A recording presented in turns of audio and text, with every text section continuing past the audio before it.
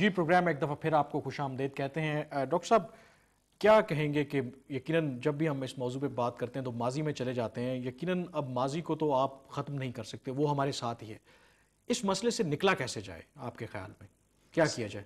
سب سے پہلے یہ تسلیم کرنا ہے کہ جو پالیسیاں ہمارے حکام نے تیار کی تھیں وہ 100% ناکام ہو گئی ہیں، فیل ہو گئی ہیں، اور اسی واسطے اب ہمیں ایک نئی راہ تلاش کرنے کی ضرورت ہے۔ اس سلسلے میں سب سے پہلے ہمیں امن کی ضرورت ہے، بجائے اس کے کہ ہم دنیا جہاں کے مسئلے حل کرنے کی کوشش کریں۔ کشمیر کو آزاد کرنا ہے، فلسطین کو آزاد کرنا ہے، افغانستان میں ہماری پسند کی حکومت وہاں بٹھانی ہے، اس چیز کو چھوڑیے، اس ملک کے جو داخلی مسئلے ہیں ان کی طرف توجہ آپ کو ابھی کی پالیسی کیا لگتی ہے کہ اس پہ فوکس لگتا ہے کہ سبق سیکھا ہے کہ ہم اپنے جو داخلی معاملات ہیں ان پر اب فوکس کر رہے ہیں؟ ابھی تک ہمارے ذہن میں وہ تذبذب ہے، ابھی تک ہم نے طالبان کو اس کے بارے میں کوئی حتمی فیصلہ نہیں کیا۔ گڈ طالبان بیڈ طالبان کا تذبذب اب بھی موجود ہے ہمارے فوجی حکام کے دماغوں میں۔ جب تک ہم اس سے نہیں نکلتے تو باقی مسئلے بھی نہیں حل ہو سکیں گے۔ دوسرے یہ کہ جو نفرتیں ہماری تعلیم میں اس وقت موجود ہیں، نصاب میں ہیں، نصابی کتب میں ہیں، جو کچھ سکولوں میں پڑھایا جاتا ہے، اگر یہی چیزیں بچوں کے دماغوں میں ٹھونسی جائیں گی تو پھر فیصل شہزاد جیسے اور ان گنت لوگ پیدا ہوں گے۔ میرے خیال میں جنرل صاحب اس پہ یقیناً جواب دینا چاہیں گے۔ اس پر بھی بہت عرصے پہلے بہت بات کی ہم نے، گڈ طالبان اور بیڈ طالبان، کیا خیال ہے یہ ڈسٹنکشن ہمیں رکھنی چاہیے یا اب وقت آ گیا ہے کہ ماضی میں جو ہوا اس کو بھول جائیے، اب ہم نے اس ملک میں امن قائم کرنا ہے، اپنے داخلی معاملات کو حل کرنا ہے؟ ملک میں امن قائم کرنا ہے، داخلی چیزیں ٹھیک کرنی ہیں، وہ کام کرنا ہے جو سکھلائی کے مطابق ہے۔ صرف ایک چیز نہیں بھولنی ہے، وہ یہ ہے کہ زندگی چاہے وہ پاکستان کے اندر ہے یا کسی ملک میں ہے، اور بین الاقوامی پالیٹکس خاص طور پر، یہ کوئی یونی ڈائریکشنل چیز نہیں ہے، اس میں بہت سی کمپلیکسٹیز ہیں۔ پہلے میں نے صفائی اور صحت کی بات کی، اس طریقے سے کام نہیں ہوتا۔ بہت سے بالز ہیں، آپ نے کتنے بالز کو ہوا میں رکھنا ہے، ایک وقت میں چھوچالنا ہے، اور کئی قسم کے کام کرنے ہوتے ہیں، لیکن صرف یہ کہنا کہ جی بالکل ہم صرف ایک ہی راستے پر چل سکتے ہیں، یہ چیز ٹھیک نہیں ہوتی ہے۔ اس وقت کس راستے پہ چلنا چاہیے، کیا کرنا چاہیے کہ جس پرابلم کا ہم شکار ہیں کہ لوگ کہتے ہیں کہ پاکستان تو خود سب سے بڑا دہشت گردی کا وکٹم ہے، ایک تو یہ پیچیدہ صورتحال ہے، اور دوسرا دنیا میں کہیں واقعہ ہوتا ہے تو وہ الگ ہمارے پہ پریشر ہے کہ ہم وہاں پہ بھی انوالو ہیں۔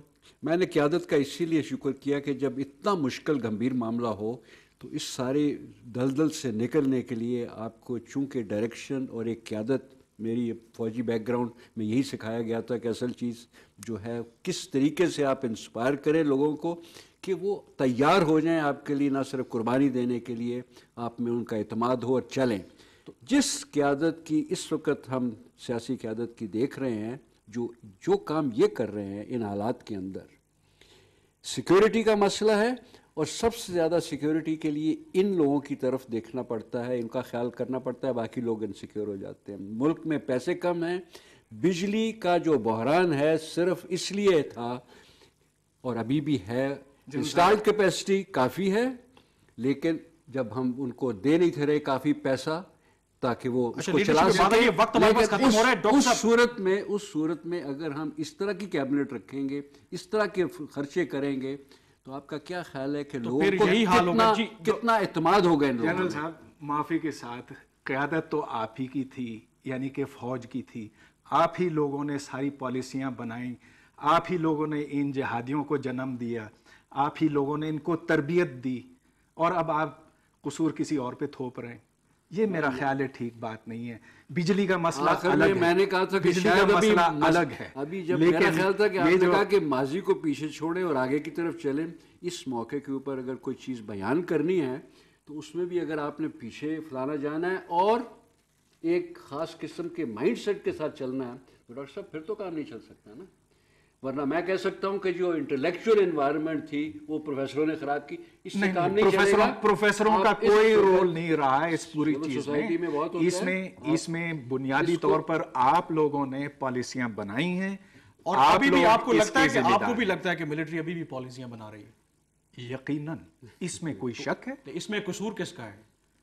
कसूर क्या आपकी सिविलियन लीडरशिप कैपेबल नहीं है इस वजह से, या वो करने नहीं देते? वो भी, और ब्लेम ये कि गेम मुल्क की कमरान जब तारीख तक खत्म नहीं होगा उस वक्त तक हम नहीं आ सकते उस चीज के ऊपर जो का करने वाली बात है। मेरे ख्याल में मेरे प्रोड्यूसर कान में शोर मचा रहे हैं कि प्रोग्राम का वक्त खत्म हो गया। यकीनन इनकन्क्लूसिव डिबेट रही है, इस पे डिबेट जारी भी रहनी चाहिए। बहुत शुक्रिया आपका जनरल दुरानी साहब और डॉक्टर परवेज सूद बॉय साहब। बात कर रहे थे कि क्या पाकिस्तान दुनिया के लिए दर्द सर है या पाकिस्तान के खिलाफ कोई साजिश हो रही है। आपकी बहुत सी टेलीफोन कॉल्स हमें मौसूल हुई और माजरत के साथ के बहुत से लोगों की टेलीफोन कॉल्स हम शामिल नहीं कर सके, बहुत से सवालात शामिल नहीं कर सके, लेकिन कोशिश करेंगे कि अगले प्रोग्रामों में यकीनन इन सवालात को उठाया जाए। अब तक के लिए इतना ही। अगर आप हमारे प्रोग्राम के बारे में कोई राय देना चाहें तो हमारा ईमेल एड्रेस है infocus@dawnnews.tv। अब मुझे अगले हफ्ते तक के लिए इजाज़त दीजिए।